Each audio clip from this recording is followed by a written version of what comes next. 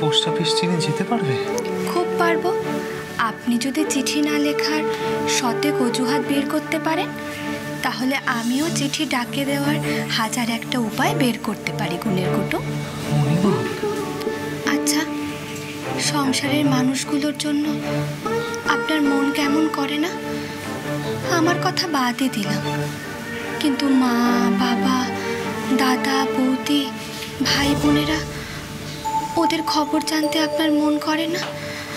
নাকি সবই জলের আলপনার মতো মুছে যায়? আপনি দয়া করে চিঠিখানা লিখুন, আমি দেখি দুই ভাই কোথায়। সন্ধে হয়েছে, মুড়ি বাতাসা দেব তো? ওরা মনে হয় বাইরে পাহারা দিচ্ছে। পাহারা?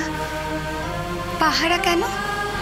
বারে রামবাবু যদি হুট বলতে চলে আসেন তাহলেই তো চিত্তির বিশাল হইচই পড়ে যাবে এখনই।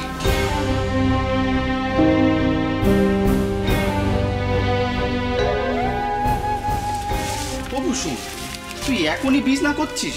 হুট বলতে যদি রামবাবু চলে আসে তখন দেখতে পেয়ে যাবে, আর তখন কিন্তু কেলেঙ্কারি হবে।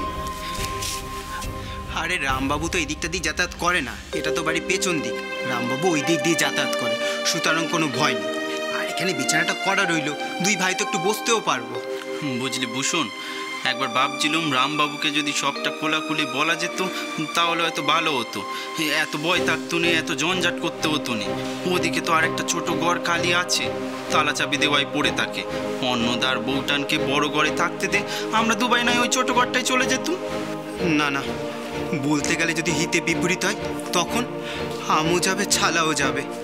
রামবাবু আমাদের বাড়ি থেকে তাড়াবে, কোথাও ভালো ঘরও পাবো না। বলছি দাদা, এখন থেকে আরেকটা ঘরের ব্যবস্থা দেখলে হতো না?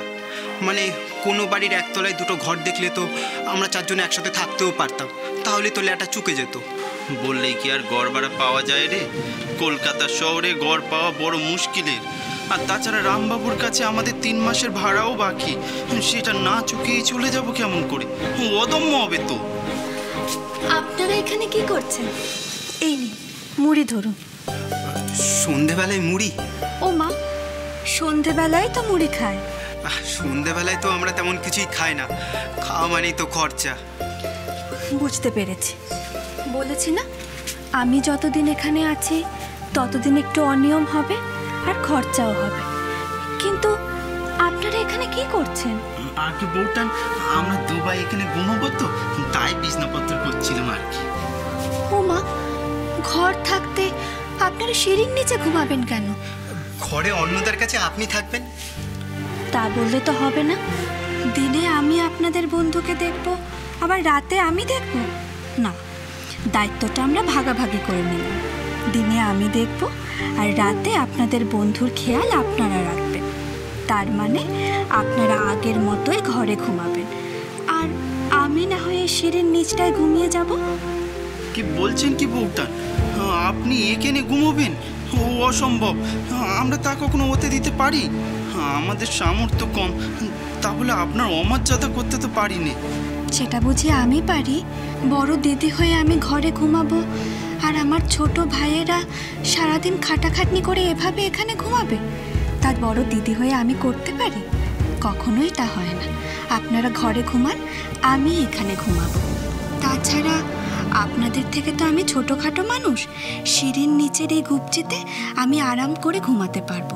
আপনাদের দুজনের একসাথে এখানে ঘুমাতে বরং অসুবিধে হবে, তাই আমি এখানে ঘুমাবো।